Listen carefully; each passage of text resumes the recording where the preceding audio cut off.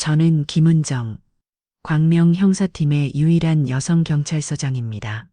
이 말을 들으면 대부분 사람들이 저를 무섭다고 생각하겠죠. 팀에서 저 혼자 여자이고 그것도 서장이라니.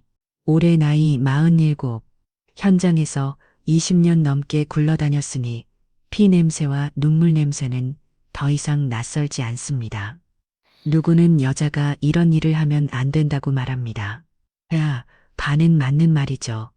이 일, 참 잔인하거든요. 하지만 그보다 더 잔인한 건 내가 그 잔인함에 너무 익숙해져 버린 제 자신입니다. 밤늦게 사무실에 남아 거울을 보면 제 얼굴에는 세월과 수많은 사건의 흔적이 깊게 남아있죠. 이제는 작은 절도 사건이든 피비린내 나는 살인 사건이든 제가 현장에 나가는 걸 아무도 이상하게 여기지 않습니다. 가끔 이런 생각이 들어요. 내가 남자로 태어났다면 덜 외로웠을까. 하지만 이내 헛웃음이 나오죠. 이 일에 발을 들인 이상 남자든 여자든 누구나 외로울 수밖에 없으니까요. 그날 밤 빗방울이 조용히 떨어지는 소리가 도시의 한숨처럼 들렸습니다. 저는 또 야간 당직을 섰죠. 이젠 습관처럼 익숙한 일이 되어버렸어요. 팀 동료들은 다들 저보고 일 중독이라고 합니다. 사람이 부족해서가 아니라 저는 멈추는 법을 몰랐으니까요. 누군가는 농담처럼 말했죠. 김 서장님, 무전기 안 들고 있으면 숨도 못 쉬는 거 아니에요? 저는 그냥 웃어 넘겼어요. 사실 틀린 말도 아니었죠. 남편은 벌써 오래전에 저를 떠났습니다. 일에만 빠져 사는 아내를 더는 견딜 수 없었나 봅니다. 외동딸은 2년 전 미국으로 유학을 떠났어요. 그 후로 집안은 더 조용해졌고 제 마음에도 빈자리가 더 깊어졌죠. 가끔 생각합니다. 피 냄새뿐 아니라 이 외로움까지도 제가 중독된 게 아닐까 하고요. 한밤중에 무전기가 울렸습니다. 산동 쪽에서 택시 강도 사건 발생. 운전기사가 실종됐고 차량은 마을 외곽 옥수수밭에 처박혀 있다고 합니다. 평소처럼 차분하게 받아 적으면서도 제 심장은 본능적으로 쿵쾅거리기 시작했죠. 이런 사건은 오랜만이었습니다. 도시가 조용한 척하는 밤이었는데 한순간에 모든 공기가 바뀌는 느낌. 비는 그치지 않고 저 멀리 순찰차 불빛이 옥수수밭을 깜빡이고 있었어요. 저는 숨을 깊이 들이마시고 우비를 챙겨 들고 차 문을 열었습니다. 오늘 밤 또 한 번 그 익숙한 현장으로 나가는구나. 이 생각과 함께 저는 빗속으로 걸어 나갔습니다. 순찰차에 올라타자마자 저는 서둘러 출발했습니다. 비가 내리는 도로를 미끄러지듯 달리면서 사이렌 소리가 어둠을 가르며 울려 퍼졌죠. 그 소리가 제 심장 박동 소리마저 삼켜버리는 것 같았습니다. 사이렌에 섞여 제 손이 조금 떨리고 있다는 걸 스스로도 느꼈어요. 현장으로 가는 이 짧은 시간 동안 머릿속은 이미 수백 가지 시나리오로 가득 찼습니다. 창밖엔 불빛과 빗물이 뒤섞여 어지럽게 흘러가고 저는 속으로 되뇌었죠. 오늘 밤 절대로 아무도 포기하지 않는다. 현장에 도착하니 경찰차의 빨간 파란 불빛이 깜빡이고 있었습니다. 비가 계속 내리는 가운데 언론 기자들이 벌써 카메라를 들고 주변을 기웃거리고 있었죠. 저는 그들을 신경 쓸 틈도 없이 현장 보존선을 넘어서 안으로 들어갔습니다. 후배 형사들은 추운 밤 공기에 어깨를 움츠리며 불만 가득한 표정으로 서 있었어요. 팀장님, 진짜 이런 날씨엔 다 얼어 죽을 것 같아요. 누군가 투덜거렸지만 저는 그냥 고개만 끄덕였습니다.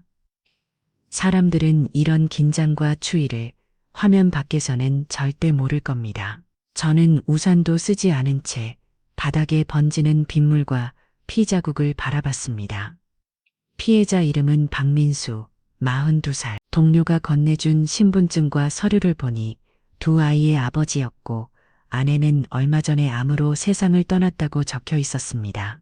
저는 그 종이를 한참 동안 바라봤습니다.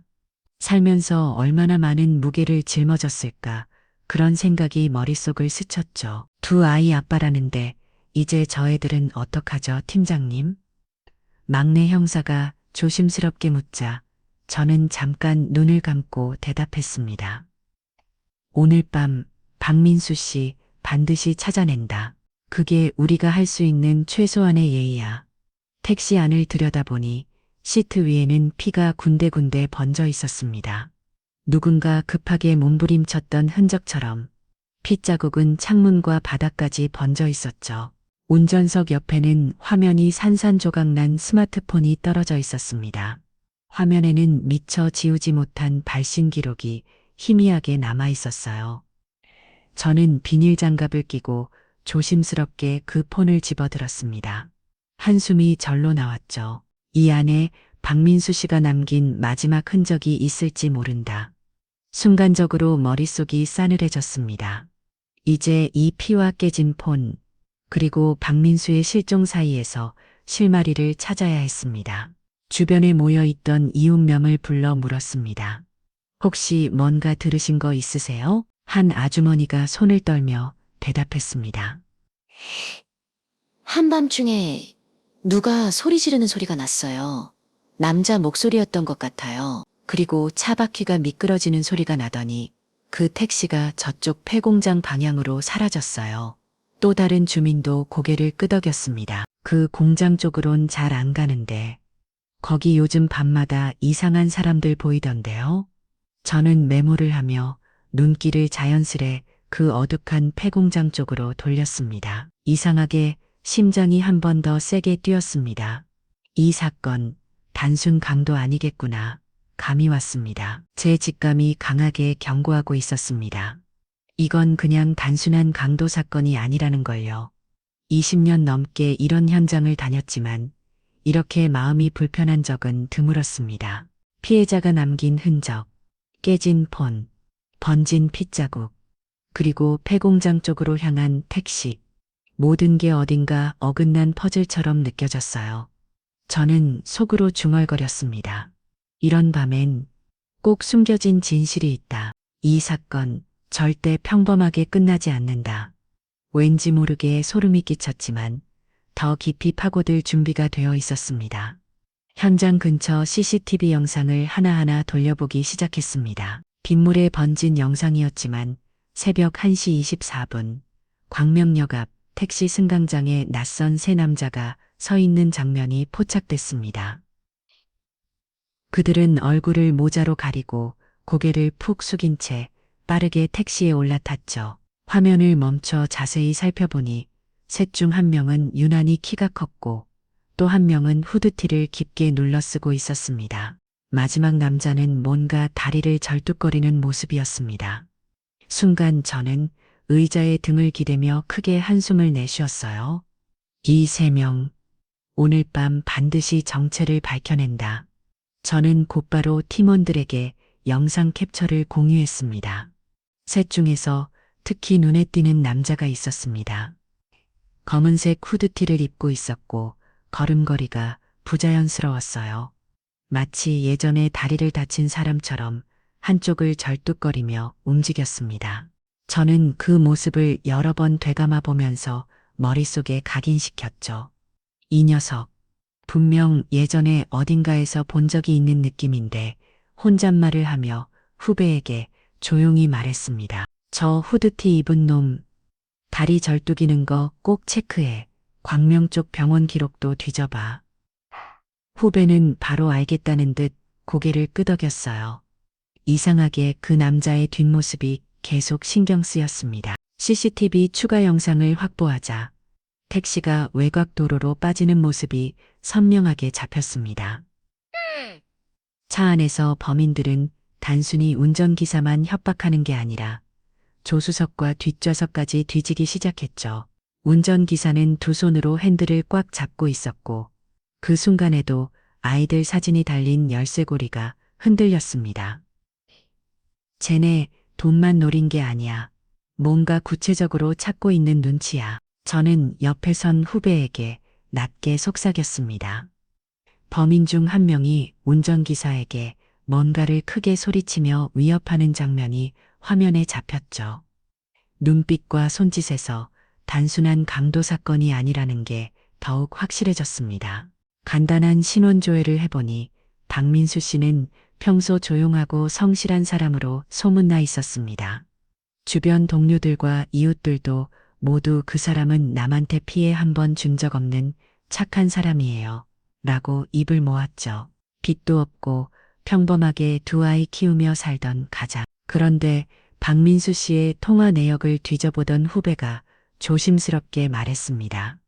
팀장님, 2주 전에 모르는 번호로부터 위협 전화를 여러 번 받은 기록이 있습니다. 저는 그 말에 다시 한번 심장이 쿵 내려앉는 기분이 들었습니다. 분명 뭔가 더 있다. 우연히 벌어진 강도 사건이 절대 아니야. 머릿속의 퍼즐 조각들이 점점 맞춰지기 시작했죠.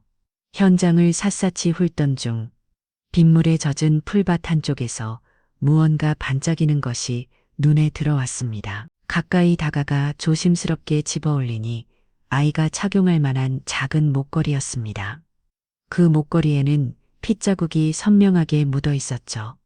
박민수 씨에 대한 기록과는 어울리지 않는 명백히 어린아이용 목걸이. 저는 본능적으로 이 물건이 사건의 중요한 단서가 될 것임을 느꼈습니다. 이건 분명 박민수 씨 것이 아니야. 이 목걸이 어딘가 익숙한데.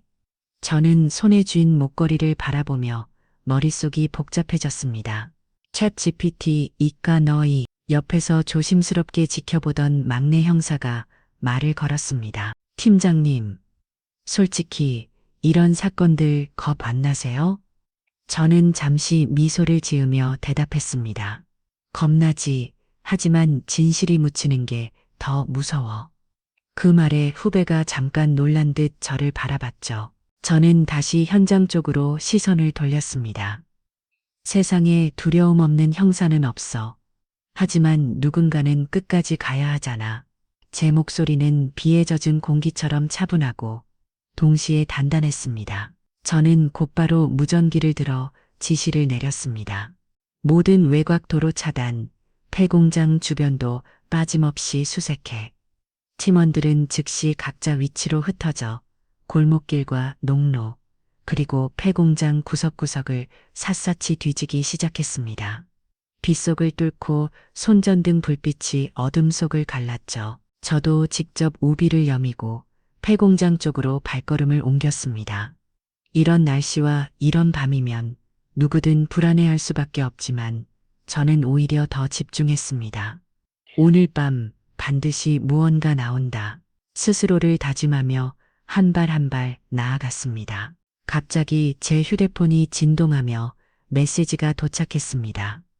발신자는 알 수 없는 번호.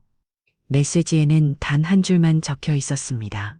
운전기사를 살리고 싶다면 혼자 와라. 순간 등골이 서늘해졌습니다. 누구지? 이 타이밍에 이런 문자가 올 줄은 상상도 못했죠.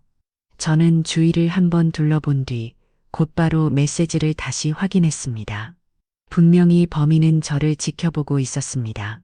저 혼자 결정을 내려야 했습니다. 이대로 팀원들을 위험에 빠뜨릴 순 없어. 제 심장은 다시 요동치기 시작했습니다. 저는 그 문자를 보고도 본능적으로 본부에 보고하지 않았습니다. 혹시라도 누군가 듣고 있을까봐 조용히 휴대폰을 꺼내 미국에 있는 딸에게 메시지를 보냈죠. 엄마, 오늘 좀 늦게 들어갈 것 같아. 너는 일찍 자렴. 단순한 인사처럼 보였지만 혹시 무슨 일이 생기더라도 딸이 마지막으로 받는 제 메시지가 될 수도 있다는 생각이 들었습니다. 손가락이 잠깐 떨렸지만 곧 침착하게 폰을 주머니에 넣었습니다. 이제 정말 혼자 가야 할 시간이다. 저는 다시 한번 숨을 고르고 어둠 속으로 걸음을 옮겼습니다. 그날 밤 저는 약속된 장소로 조용히 향했습니다. 아무도 따라오지 못하게 일부러 골목길을 돌아 폐공장 뒤편까지 혼자 걸어갔죠. 손에는 경찰 제식 권총 하나, 그리고 오래전에 남편이 쓰던 낡은 손전등 하나만 들고 있었습니다.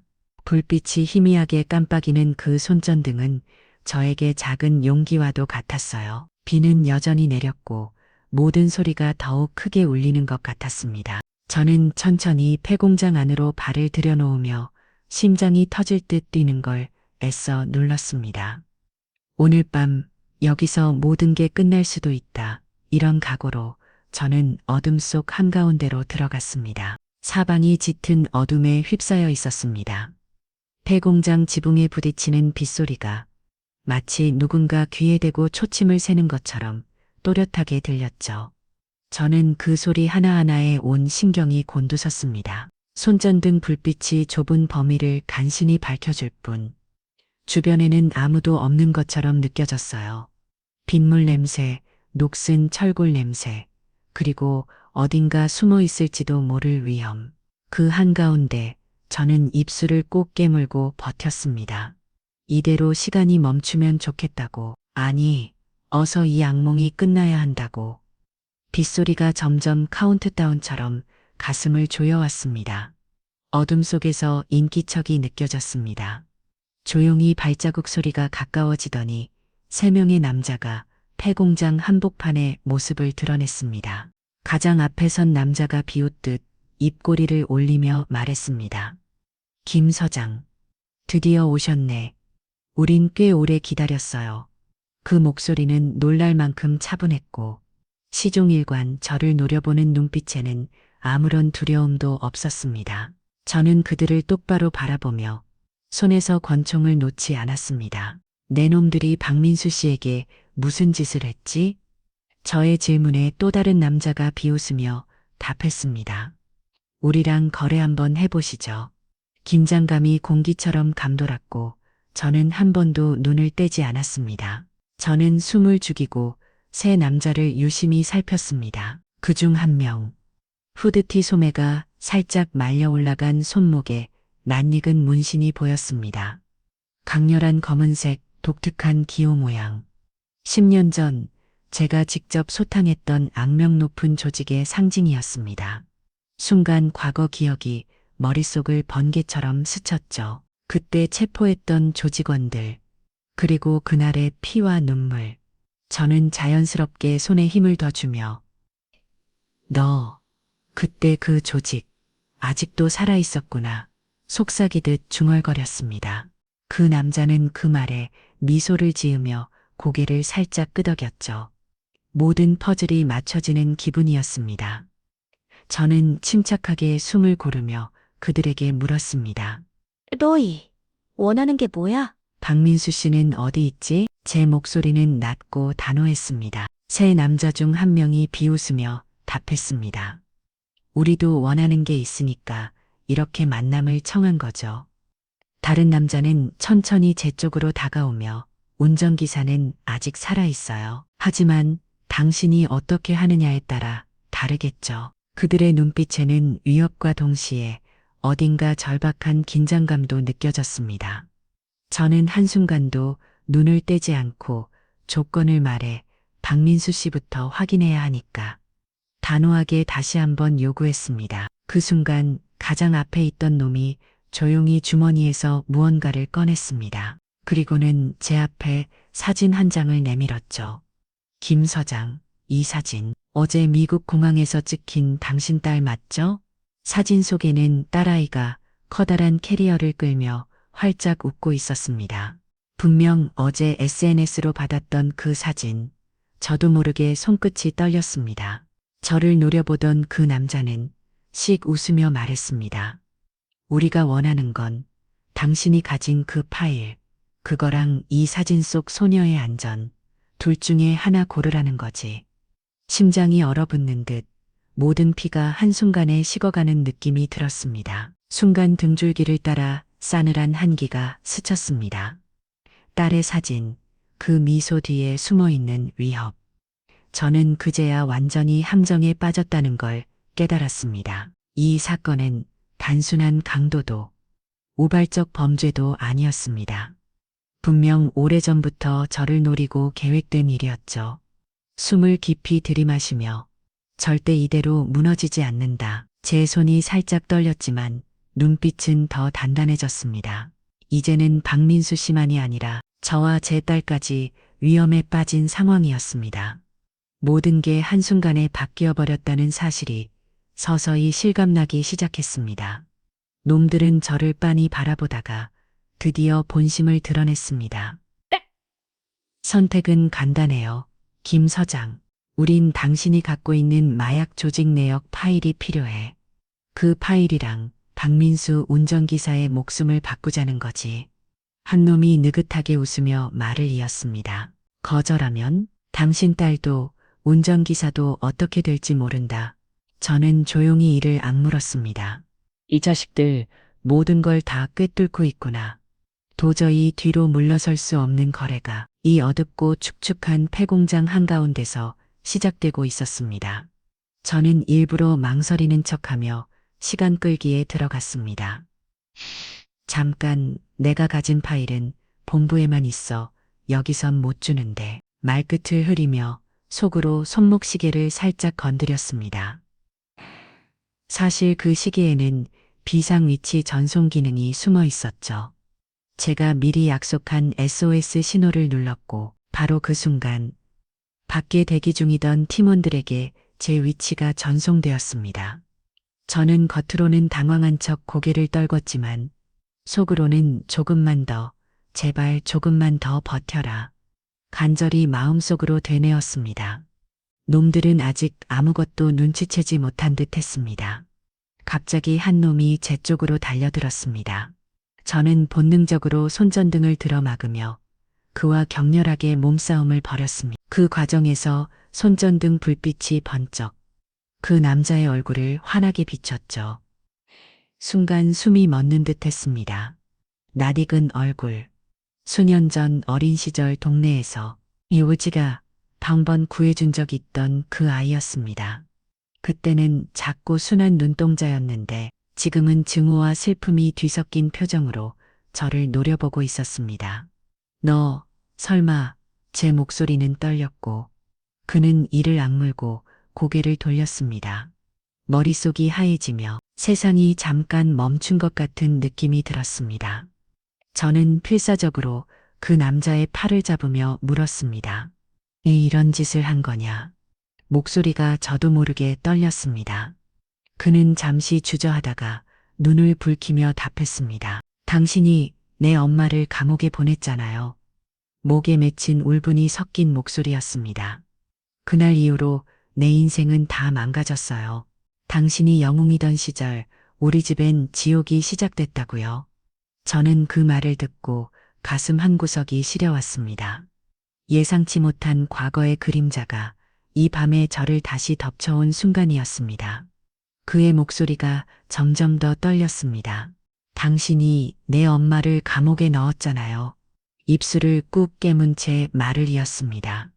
아직도 그날 밤을 잊을 수가 없어요. 엄마가 잡혀가던 그 순간부터 내 인생은 완전히 뒤집혔어요. 한동안 그 아이의 눈에서 눈물이 맺히는 게 보였습니다. 증오와 슬픔, 그리고 어쩔 수 없는 원망이 뒤섞인 얼굴이었죠. 저는 한순간 아무 말도 할 수 없었습니다. 20년 가까이 형사로 살아왔지만 피해자 가족뿐 아니라 가해자 가족의 상처도 다시 한번 실감할 수밖에 없었습니다. 바로 그 순간 뒤에서 강한 충격이 머리를 스쳤습니다. 저는 비명을 지를 새도 없이 앞으로 쓰러졌고 손에 쥐고 있던 권총이 바닥에 굴러 떨어졌습니다. 머리가 멍해지며 손끝이 저릿저릿해졌죠. 놈들 중 한 명이 거친 숨을 내쉬며 다가왔고 저는 온 힘을 다해 정신을 붙잡으려 애썼습니다. 눈앞이 흐릿해지면서도 여기서 무너지면 안 돼. 아직 끝난 게 아니야. 애써 마음을 다잡았습니다. 놈들은 재빨리 저를 묶어버렸습니다. 굵은 케이블 타이로 양손을 뒤로 단단히 묶고 입가에는 비웃음이 떠올랐죠. 한 명이 휴대폰 타이머를 꺼내더니 시간 줄게. 10분 안에 파일 가져오지 않으면 내 딸부터 사라진다. 냉혹하게 속삭였습니다. 타이머의 숫자가 천천히 줄어드는 소리가 폐공장 안을 더욱 차갑게 만들었습니다. 저는 온몸이 꽁꽁 묶인 채 바닥에 주저앉았고 심장 소리와 함께 틱탁거리는 타이머 소리가 점점 더 크게 들리기 시작했습니다. 공장 바깥에서는 조용히 하지만 치밀하게 저희 팀원들이 접근하고 있었습니다. 제가 보낸 GPS 신호를 따라 특수부와 형사들이 빗속에 몸을 낮추며 포위망을 좁혀왔죠. 제가 무전기에서는 숨죽인 목소리로 목표 지점 30m 전방 대기 중 누군가 보고를 했습니다. 아직 안에서는 아무도 눈치채지 못했지만 제 동료들은 한 발 한 발 최대한 소리 없이 저에게 다가오고 있었습니다. 밖에선 경찰차 불빛조차 보이지 않게 모든 걸 은밀하게 준비 중이었죠. 저는 속으로 간절히 외쳤습니다. 조금만 더. 제발. 저는 마지막 힘을 내어 앞에 선 두목에게 조용히 말을 걸었습니다. 네가 어릴 적, 네 엄마가 잡혀가던 날 나도 집에 돌아가면 가족 얼굴 볼 시간도 없었어. 이 일 때문에 남편도 떠나고 내 딸도 결국 멀리 미국으로 가버렸지. 제 목소리는 떨렸지만 솔직하게 마음을 전하고 싶었습니다. 네가 잃은 것도 나도 다 잃어봤어. 하지만 이건 네가 잘못된 선택을 정당화할 이유가 될 순 없어. 저는 그를 똑바로 바라봤습니다. 복수해도 결국엔 네 자신만 더 망가질 뿐이야. 짧은 침묵이 흘렀고 두목의 표정에도 잠시 흔들림이 보였습니다. 갑자기 폐공장 밖에서 사이렌 소리가 요란하게 울려 퍼졌습니다. 으아 하는 비명과 함께 문 쪽에서 무언가가 요란하게 흔들리는 소리가 들렸죠. 돌격, 동료들이 빠르게 문을 부수며 안으로 밀고 들어왔습니다. 저는 그 틈을 타 몸을 일으켜 권총을 다시 손에 쥐었고 놈들도 당황하며 방어 자세를 취했습니다. 그 순간 수년간 쌓아온 경험과 본능이 전신에 번쩍 스쳤습니다. 이제부터는 우리가 끝까지 싸우는 거야. 그날 밤 싸움은 그렇게 시작되었습니다. 총성이 울려 퍼지자마자 저는 재빨리 몸을 날려 냉동 창고 쪽으로 달려갔습니다. 그곳에 박민수 씨가 꽁꽁 묶여 있었고 차가운 공기가 숨을 막을 듯 했습니다. 민수 씨, 괜찮아요. 곧 구해줄게. 저는 그의 몸을 풀어주며 동시에 주변에 다가오는 적들을 향해 총을 겨누었죠. 빙판처럼 미끄러운 바닥에서 균형을 잡으며 몇 번이고 총알을 피했습니다. 동료들도 한 걸음씩 진격하며 점차 적을 몰아붙였고 그 순간만큼은 시간이 멈춘 듯 우리 모두는 오로지 생존과 정의만을 생각했습니다. 총알이 날아와 제 옆 동료의 어깨를 스쳤습니다. 저는 순간 그의 팔을 잡아 끌며 뒤로 물러섰죠. 그 짧은 순간 머릿속에 스쳐 지나간 건 바로 몇 년 전 남편이 현장에서 범인을 쫓다가 목숨을 잃었던 그날이었습니다. 그때도 비슷한 어둠 속 비 내리는 밤이었고 저는 무력하게 손을 놓아야만 했던 그 기억이 지금도 가슴을 저미고 있죠. 괜찮아, 괜찮아. 자꾸만 자신에게 속삭이며 저는 다시 총을 들었습니다. 그 순간 저도 모르게 눈물이 맺혔지만 싸움은 멈출 수 없었어요. 두목은 갑자기 저를 밀쳐 넘어뜨리더니 날카로운 칼날을 목에 들이댔습니다. 파일을 내놓아. 그게 전부야. 안 그러면 넌 여기서 끝이다. 칼끝이 살짝 살을 파고들 때 저는 숨을 참으며 그를 똑바로 바라봤습니다. 이 협박에 굴복하지 않아. 그러면서도 속으로는 시간을 벌어야 한다는 생각뿐이었죠. 모든 게 순식간에 달라질 수 있는 아슬아슬한 순간이었습니다. 저는 조용히 미소를 지으며 주머니에서 가짜 USB를 꺼내 두목에게 내밀었습니다. 이걸로 만족하세요. 그 순간 손목시계 버튼을 눌러 미리 설정해둔 휴대폰 위치 추적 신호를 발신했습니다. 동시에 숨겨둔 통신 장비가 작동하며 밖에 있던 팀원들에게 제 위치가 전달되었죠. 두목은 의심스러운 눈빛을 보냈지만 이미 너무 늦었습니다. 저는 마음속으로 이제 곧 끝난다 라고 다짐하며 긴장된 숨을 가다듬었습니다. 갑자기 문이 박살나며 강한 조명이 안으로 쏟아졌습니다. 동료들이 쇄도하자 저는 재빠르게 두목의 손목을 잡아 비틀었습니다. 놓치지 않아. 순간적인 힘싸움 끝에 그를 완전히 제압했죠. 두목은 저항하려 했지만 이미 늦었습니다. 저는 숨을 고르며 주변을 살폈고 다른 놈들도 하나둘씩 포박당하는 모습을 보았습니다. 그 순간 긴장과 안도의 감정이 동시에 밀려왔습니다. 드디어 끝났다. 하지만 마음 한켠엔 아직 남은 그림자가 있었습니다. 3명의 범인은 모두 현장에서 체포되었습니다. 박민수 씨는 무사히 구출되었지만 저는 극도의 긴장과 체력 소진으로 몸이 말을 듣지 않았습니다. 현장 바닥에 주저앉아 숨을 헐떡이며 온몸이 무거웠죠. 인수 씨, 괜찮아요? 힘내세요. 동료들의 다급한 목소리가 들렸지만 저는 잠시 눈을 감았습니다. 오늘 밤 내가 살아남은 게 기적일지도 모르겠다. 그 생각에 가슴이 먹먹해졌고 눈물이 고였습니다. 하지만 이 모든 것이 끝이 아니라는 것을 저는 이미 알고 있었습니다. 구급차에 실려 들것에 누워 있을 때 휴대폰에서 딸의 목소리가 들려왔습니다. 엄마, 괜찮아? 그 한마디에 온몸이 따뜻해지면서도 눈물이 주르륵 흘렀죠. 응, 괜찮아. 곧 집에 갈게. 목소리가 떨렸지만 최대한 차분하게 대답했습니다. 애 걱정스러운 목소리는 저에게 큰 힘이 되었습니다.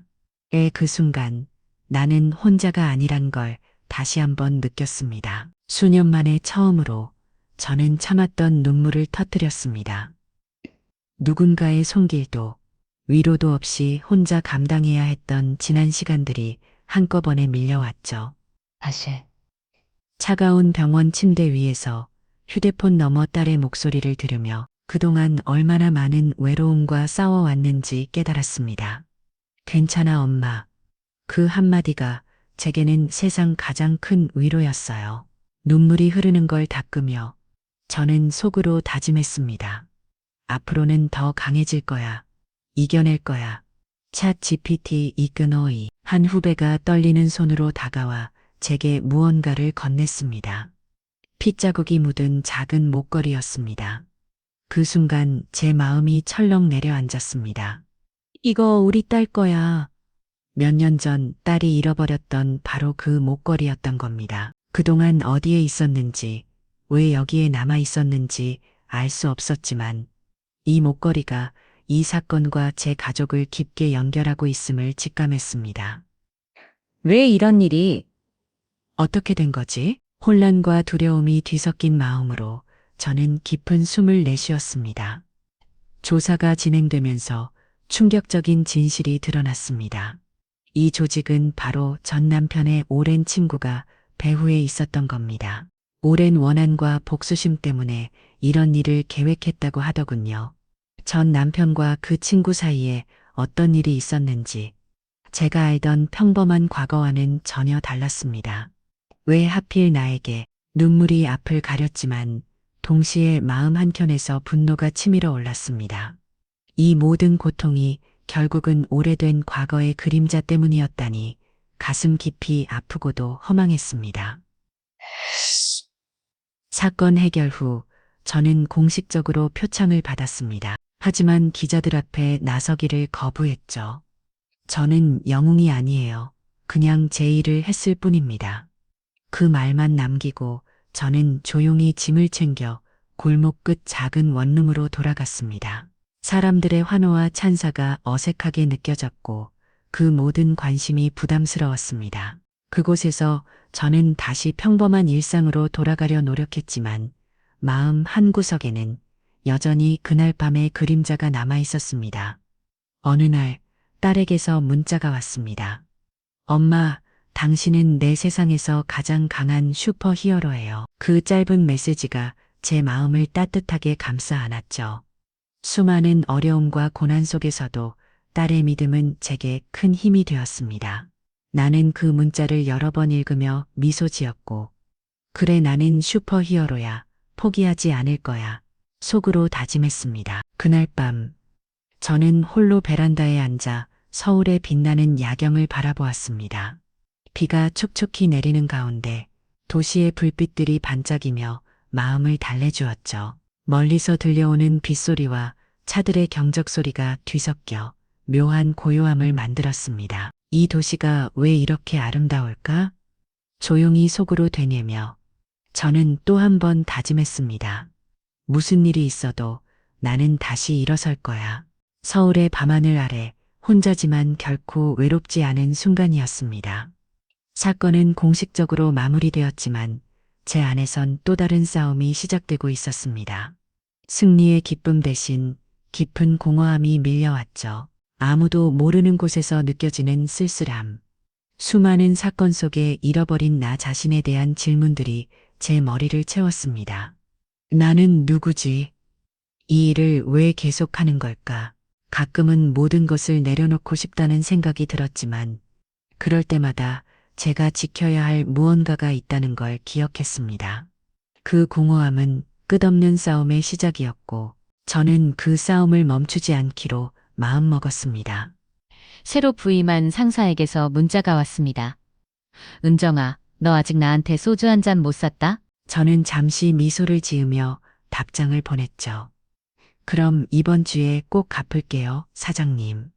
그 짧은 대화 속에 무거운 사건 뒤에 숨겨진 소소한 일상이 느껴졌습니다. 그래, 이렇게라도 살자. 마음속으로 다짐하며 저는 다시 일상으로 돌아갔습니다. 어쩌면 이런 작은 인사가 나를 지탱해주는 힘일지도 모르겠다고 생각하며 눈을 감고 저는 그날 마주했던 범죄자들의 얼굴을 떠올렸습니다. 그들의 차가운 눈빛, 감춰진 절망과 분노가 교차하던 순간들, 그리고 제가 끝내 구하지 못했던 피해자들의 슬픈 표정도 함께 스쳐 지나갔죠. 가슴 한구석이 무거워졌고 머릿속엔 끝없는 질문들이 맴돌았습니다.